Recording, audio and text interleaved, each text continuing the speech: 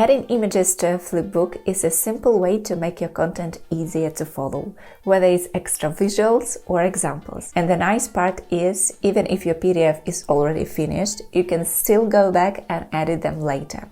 So let me show how it works. Alright, I'm inside Flowpaper. First, open your flipbook or upload a PDF if you're starting fresh. I'll create a new publication here.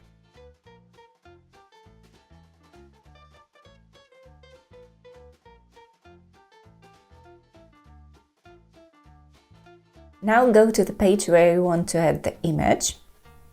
You can click Edit in the top right or just double-click the top area of the page. It opens exactly the page I need.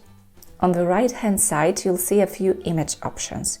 You've got Embed Image, which places the image directly on the page, Hotspot Image, which only shows the image when someone clicks, and also Gallery, if you want to display multiple images in the place. In my case, I'll show Embed Image. Upload my image, and here you'll also see some additional settings. You can play around with those depending on what you need. And now let's place my image.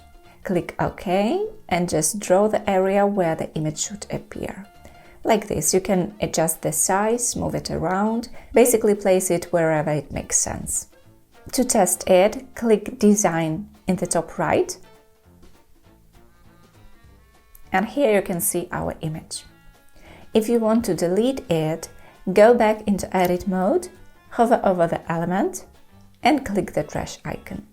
Once you are done, go to Publish, Cloud Hosted, and start upload.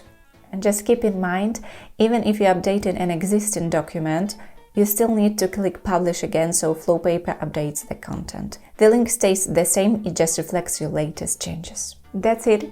You can try it in Flowpaper and check out our next tutorial. See you!